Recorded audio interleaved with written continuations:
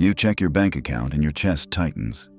Not because you're broke, just because it's there, staring back at you, asking questions you've been avoiding for months, maybe years. Most of us think we have a money problem. But really? We have a feeling problem. Money isn't just numbers, it's every story we inherited, every shame we carry, every time we felt small or reckless or behind. Hey, book lovers, welcome to BOOKZEAL. Today we're diving into The Art of Money by Bari Tessler. It's not about budgets or discipline. It's about treating your financial life with the same tenderness you'd offer a close friend who's struggling, because maybe that's exactly what it needs. So, let's begin. Chapter 1. Money as a Tender Initiation. There's a moment most of us have felt but rarely name. You're standing at the ATM or staring at your bank app, and suddenly your chest tightens. Not because the number is catastrophic, just because it's there, looking back at you, asking questions you don't want to answer. Money does that. It doesn't just sit in accounts or wallets. It lives in your body, in the knot behind your ribs, in the way you avoid opening certain emails, in the silence that falls when someone asks what you earn or owe or dream about affording someday. We treat money like it's math, clean, neutral, something you either handle well or mess up. But that's not what it is. Money is emotion wearing a practical disguise. It's every story you inherited before you could speak, every message your parents never said out loud but you absorbed anyway, every time someone made you feel small for wanting more or guilty for having enough. I once knew someone who would physically shake before paying bills, not because she couldn't afford them. She could, but her father used to throw invoices across the kitchen table and yell about waste. Decades later, her body still remembered. The bills weren't the problem. The memory was. That's the thing about money. It carries ghosts. Shame that doesn't belong to you. Fear passed down like a family recipe. Silence so thick it feels like protection when really it's just loneliness in a different coat. And here's what nobody tells you. That's normal. The shame, the fear, the way you feel like everyone else has it figured out except you. Universal doesn't mean easy. It just means you're not broken for feeling it. Healing doesn't start with a budget. It starts the moment you stop treating your money relationship like a problem to fix and start treating it like a wounded friend who needs gentleness. You wouldn't yell at someone for being scared. You wouldn't shame them for not knowing. You'd sit with them, listen, let them tell the truth without making it mean something about their worth. Your money story deserves the same tenderness. There's a quiet kind of bravery in admitting you don't have it all together. In saying out loud, I'm confused, I'm scared, I don't know where to start. Most people spend their whole lives pretending they're fine, that money is just logistics, that the tightness in their throat is nothing. But pretending costs more than honesty ever will. The initiation isn't about becoming good with money. It's about becoming honest with yourself, about looking at the patterns you repeat, the ways you self-sabotage or overgive or hoard or avoid. Not to judge them, just to see them, to say, oh, that's where the fear lives. That's the story I've been carrying. Funny how we spend years running from the very thing that could set us free. We think if we ignore it long enough, the anxiety will fade. But money doesn't let you ignore it. It just gets louder, more insistent. Until one day you're sitting alone in your car, staring at a receipt, wondering how you got here. But here's the other side of that moment. The one nobody talks about. Once you stop running, once you turn around and face it, something shifts. Not immediately, not dramatically, but slowly, like your nervous system finally exhales. Because money isn't the enemy. It never was. The enemy was the silence, the shame, the belief that struggling with it made you less than. The initiation is realizing you can hold both, the confusion and the curiosity, the fear and the willingness to try again, the mess and the tenderness. You don't have to be perfect, you just have to be present. And maybe that's the first real step toward financial peace. Not fixing everything, just showing up, honest, human, ready to meet your money story with the same compassion you'd offer anyone you loved. Chapter 2. The body holds the truth numbers hide. Your spreadsheet says you're fine. The numbers add up. Income, expenses, a little left over. On paper, everything works. So why does your stomach drop every time you think about money? Because your body knows something your mind is still trying to rationalize. We've been taught to treat finances like a thinking problem. Logic, strategy, discipline. But money doesn't live in your head. It lives in your shoulders. In the way your breath gets shallow when the credit card bill arrives. In the tightness behind your eyes when you're deciding whether to say yes to dinner with friends you can't really afford but don't want to disappoint. The body doesn't lie. It can't. It holds every unspoken truth your brain has learned to smooth over with explanations and excuses. I remember sitting across from someone who insisted she had no money anxiety. Her finances were organized. She paid everything on time. She even had savings. But her hands were clenched the entire conversation, knuckles white, jaw tight. When I pointed it out, she looked down like she'd just noticed her own body for the first time. Then she cried. That's what happens when you finally stop pretending. The body exhales. Financial clarity doesn't start with a budget template. It starts with asking your body what it actually feels. Not what you think you should feel. Not what makes sense. What's actually there.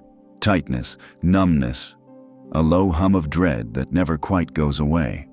Racing thoughts at 3 in the morning about a bill that isn't even due yet. Those sensations aren't distractions from your financial work. They are the work. Because if your nervous system is in fight or flight every time you open your banking app, no amount of planning will help. You can have the perfect system. Color-coded categories, automated transfers, a vision board on your wall. But if your body feels unsafe, money will always feel like an enemy. Here's the part nobody says out loud. Money is triggering because it touches everything. Survival, worthiness, control, safety, love, power, shame. It's not neutral. It never has been. And your body remembers every time money meant danger or rejection or loss, even if your conscious mind has moved on. So what do? You start small, you notice. Before you check your account balance, you pause. You feel your feet on the ground. You take 3 slow breaths. You ask yourself, what am I afraid will be there? And you let the answer come without fixing it. Sometimes the fear isn't even about the number. It's about what the number means, that you're behind, that you're failing, that you'll never catch up, that you're not the person you thought you'd be by now. The body holds all of that, and it won't let go until you acknowledge it. When the body feels safe, everything changes, not because your bank account suddenly grows, but because you stop bracing. You stop scanning for danger. You stop numbing out or avoiding or pretending it's fine when it's not. You can finally see what's actually true. And truth, even uncomfortable truth, is easier to work with than fear. There's a kind of wisdom in your tight shoulders, in your racing heart, in the way you go blank when someone asks about your finances. It's not weakness, it's information. Your body is trying to protect you the only way it knows how, by shutting down, by tensing up, by keeping you away from the thing that once hurt. But protection and peace aren't the same thing, and your body, tender and loyal as it is, needs to know that looking at money now won't destroy you, that you can handle the truth, that you're not alone in it anymore. When you meet your body with curiosity instead of judgment, something softens. Not all at once, but enough.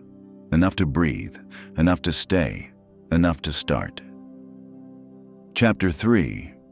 Rituals that complete the past and steady the present. There's a drawer in your mind where old money mistakes live. The loan you shouldn't have co-signed, the credit card you maxed out during a bad year, the business that failed, the relationship that ended and left you financially wrecked. You don't open that drawer often, but it's there, heavy, taking up space you didn't know you were still giving it. What if you could close it? Not by pretending it never happened, but by completing it. Finishing the emotional transaction your body never got to finish. That's what ritual does. It takes the formless weight of regret and shame and gives it a shape. A beginning, a middle, an end. Something your nervous system can finally recognize as over. A woman I know wrote a forgiveness letter to herself about a bankruptcy from 10 years ago. She'd moved on, rebuilt, even thrived. But every time she applied for credit or signed a lease, her chest would tighten. The bankruptcy was resolved legally, but emotionally, it was still happening. Every single day. She didn't mail the letter. She burned it in her backyard, watched the paper curl and blacken, and something in her that had been holding its breath for a decade finally let go. Rituals aren't magic. They're just intentional moments where you tell your body the story is complete, that you're not still living in the mistake, that the past can finally be past. You can do this with anything: a bad investment, a friendship you lost over money, a parent's voice in your head telling you you'll never be responsible. You take it out. You name it. You write it down or speak it aloud or hold it in your hands for a moment, and then you release it, however feels true to you. Burning, burying, tearing into pieces, doesn't matter. What matters is the act of closing. And here's the part that surprised me. Rituals don't just heal the past. They steady the present. Tracking your spending can feel like punishment, like evidence of failure. But what if you made it sacred? Lit a candle, played music you love, made tea, sat down once a week not to judge yourself but to witness yourself, to see where your money went with curiosity instead of shame. Suddenly it's not accounting, it's self-care. It's a date with your own life, a gentle check-in that says, I'm paying attention, I'm here, I care about this. Same with planning. Budgeting doesn't have to feel like restriction, it can feel like devotion to your future self, to your values, to the life you're quietly building one small choice at a time. You can make it beautiful. Use a journal you love. Write it by hand. Add color. Make it something you want to return to, not something you dread. Because money, when held with reverence instead of panic, stops feeling like a chore. It becomes a practice, like meditation, like gratitude, like any other way you remind yourself that your life is worth tending to. Rituals don't need to be elaborate. They just need to be yours. Consistent, honest. A closing ceremony at the end of each month where you acknowledge what went well and what didn't, without making either one mean something about your worth. A gratitude moment before you pay bills, thanking the services and people your money supports. A visualization before a big financial decision, asking your future self what feels aligned. Small acts, repeated, until they become the container that holds your money story with care. The past doesn't need your punishment. It needs your acknowledgement, your compassion, your willingness to say, that happened, and I'm still here, still learning, still worthy of a financial life that feels like peace. Ritual makes that possible, one small sacred moment at a time. Chapter 4. Turning money practice into self-care. Most people treat their finances like a dentist appointment. Necessary, uncomfortable. Something to get through as quickly as possible, and then avoid until the next unavoidable moment. But what if it didn't have to feel that way? There's this idea floating around that managing money has to hurt a little, that discipline requires deprivation, that if you're not gritting your teeth through it, you're probably doing it wrong. We've been conditioned to believe that financial responsibility is inherently joyless, except that's not true, and it's also not sustainable. A money date isn't an audit. It's not about catching yourself in mistakes or forcing yourself to look at numbers that make you feel bad. It's a weekly appointment with your own life. Gentle, grounded, done with tea and patience and the same kindness you'd offer a friend who's trying their best. You sit down, not at your cluttered desk surrounded by bills and stress, somewhere you actually want to be. Maybe your favorite chair, maybe a cafe, maybe your kitchen table with the good light.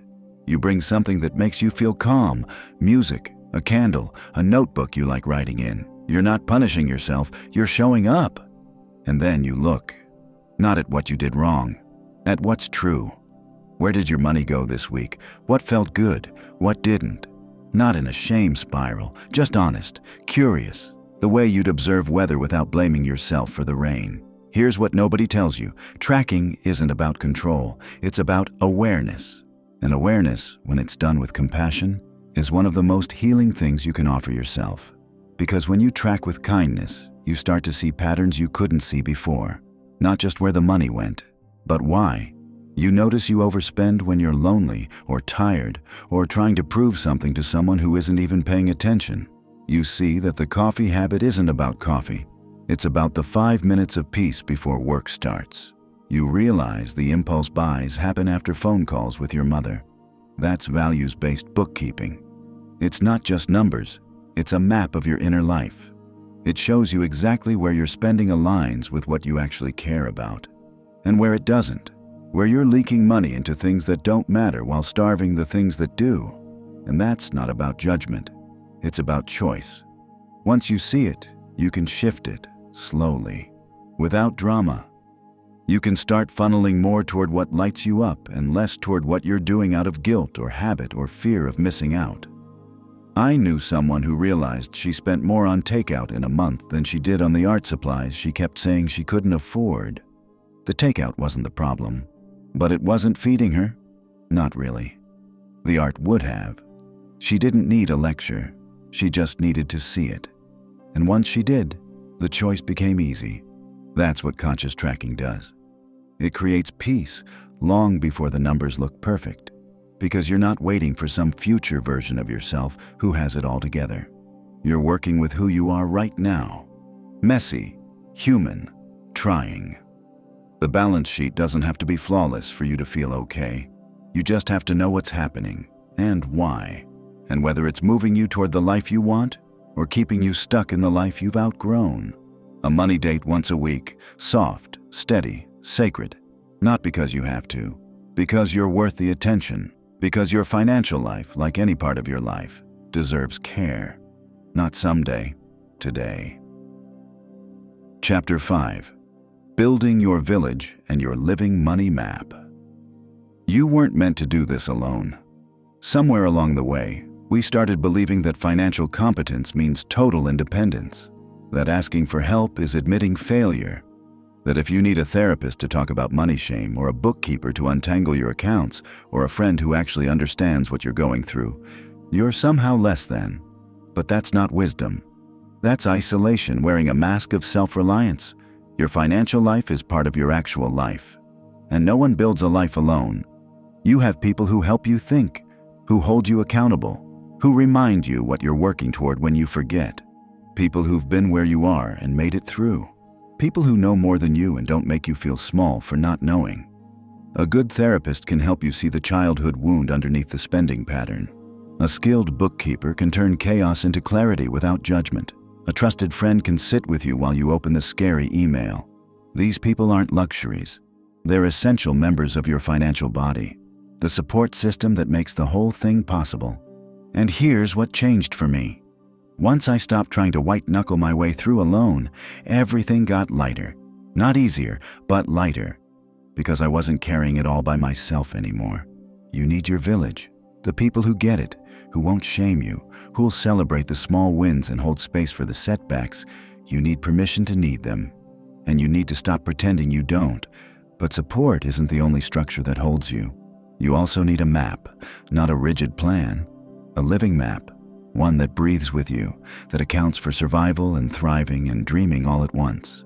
Most budgets fail because they're too tight, too punishing. They try to squeeze your whole life into one narrow category called responsible and leave no room for joy or possibility or the version of yourself you're growing into.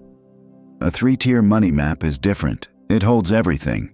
Tier 1 is survival. The non-negotiables, rent, food, medicine, the baseline that keeps you alive and functional. You protect this tier, always. Tier 2 is thriving, the things that make life feel like living instead of just surviving. A meal out with a friend, the yoga class, the savings account that lets you breathe a little easier, the vacation fund that reminds you there's more to life than paying bills. This tier matters. It's not frivolous, it's fuel. Tier 3 is dreaming. The big vision, the someday house, the business idea, the year off to travel or study or finally write the book. This tier doesn't demand immediate action. It just asks to be seen, acknowledged, kept alive in your awareness so it doesn't get buried under everything urgent. And here's the thing, all 3 tiers exist at once. You're not waiting to survive before you thrive. You're not waiting to thrive before you dream. They live together, in one compassionate embrace. Because your life is all of it, right now, not later. Visioning isn't escapism. It's the quiet blueprint of a life that feels like home. It's how you know what to say yes to and what to release. It's the North Star when everything else feels confusing. You map where you are. You name where you want to go. You gather the people who will walk with you, and then you move. Not perfectly, not quickly, just intentionally. One choice at a time. Because financial peace isn't a solo achievement. It's a collective exhale, built with support, held by structure, guided by vision, and you don't have to know every step. You just have to know you're not walking it alone. Chapter 6. Choosing peace as your financial legacy. Every time you spend money, you're voting. Not in some grand political way, just quietly. For the kind of life you want, for the person you're becoming, for the world you're helping shape with your tiny everyday choices. Most of us don't think about it that way. We think about what we need right now, what feels urgent, what everyone else is doing. But money isn't neutral. It never has been. Every dollar carries intention, or the absence of it. You buy the cheaper thing that'll break in 6 months because it's what you can afford today, or you save a little longer and buy the thing that lasts. Both are valid, but only one is a vote for your future self, for less waste, for fewer cycles of replacement and frustration. You say yes to the dinner you can't afford because you don't want to seem cheap. Or you say no kindly and suggest a walk instead. One choice protects your image. The other protects your peace. Small votes. Every day, they add up. Not into perfection, into a pattern, a direction, a story you're writing about who you are with money and what you believe it's for. And that story doesn't end with you. The most valuable thing you can pass to your kids isn't an inheritance. It's a nervous system that doesn't panic around money. It's the ability to talk about finances without shame or secrecy. It's watching you handle mistakes with grace instead of self-destruction. It's learning that money can be held calmly, that it's a tool, not an identity, that struggling with it doesn't make you broken. We think we're hiding our money stress from the people we love, but they feel it. In the tightness of your voice when bills come up. In the fights that aren't really about the grocery budget. In the dreams you mention once and then never again because they feel impossible. What if the legacy wasn't wealth? What if it was calm? What if the gift was teaching the next generation that money is figure-outable? That it's okay to ask for help? That you can make mistakes and recover? That enough is enough. Mature money holds paradox. It plans for the future without abandoning today. It's generous without being reckless. It sets boundaries without becoming rigid. It dreams big while honoring what's real right now. It knows some things are certain and some things are mystery, and both are true at the same time. You can want security and adventure. You can be responsible and spontaneous. You can save and spend and give and receive without one negating the other. The goal isn't balance in some perfectly equal way. It's holding it all. With both hands, without splitting yourself in two. I think about the people I know who have financial peace. Not the most money, just peace. They're not anxious, they're not pretending. They know what they have and what they don't, and they've made peace with both. They live within their means without feeling deprived. They're generous in ways that feel sustainable. They mess up and adjust without spiraling. That's wealth, real wealth. The kind that doesn't show up on a balance sheet but changes everything about how life feels. And it starts now. Not when you earn more, not when you finally get it all together. Now, with the choice you make today, the one small vote for peace over panic, for honesty over pretending, for the story you want to pass forward instead of the one you inherited. Money can feel like love when it's handled with care, when it's given attention, when it's used to build the life that actually matters to you. That's the art of it. Not perfection, just presence. Just choosing, again and again, the peace you want to live in and leave behind.